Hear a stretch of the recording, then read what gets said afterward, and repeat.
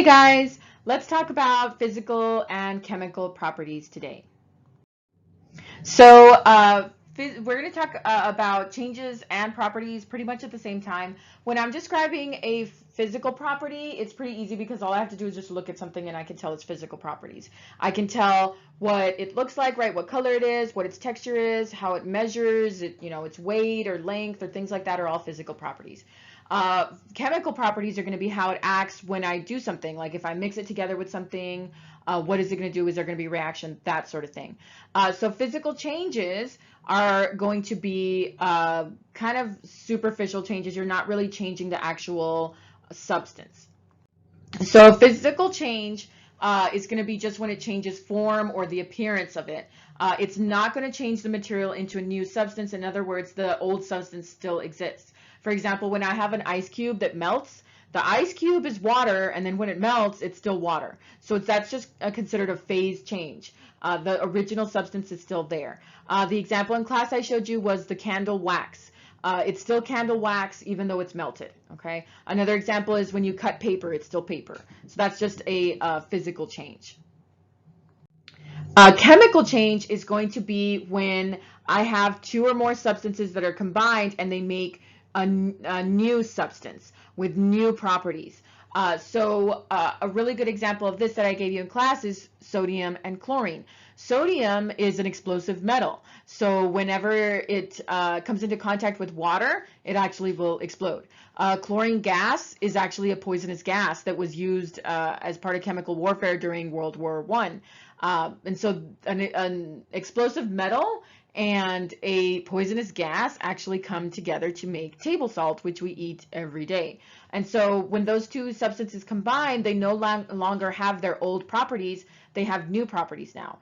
And so a new substance has been formed.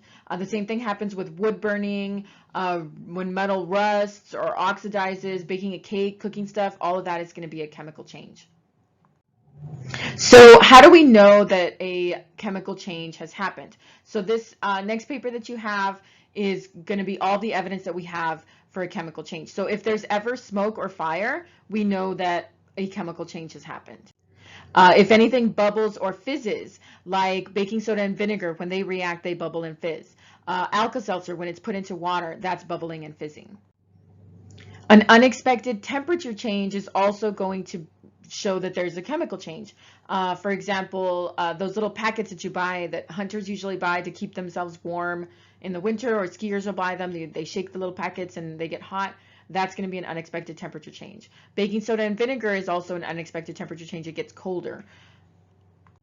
Unexpected color change or rusting. So a nail rusting, that's oxidation, and so that's a chemical change. A glow stick, when you break a glow stick and shake it, that's an unexpected color change. So that would be a chemical change. And then finally, a precipitate is formed.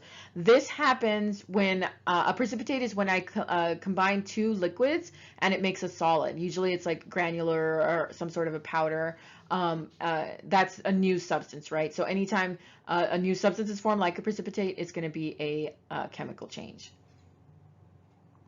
So the next thing I want you to do is we're going to make these little envelopes and you're going to sort out the little cards that I have given you. And on the back of the cards, I want you to write your evidence. If it's a physical change, then your evidence is always going to be, well, the original still exists. If it's a chemical change, your evidence is going to come from those test tubes that we just talked about. Okay? Thanks for watching, and let me know if you have any questions. Thank you for visiting Somo's YouTube channel. Look for us on Facebook, Instagram, and Snapchat. And don't forget to like and subscribe.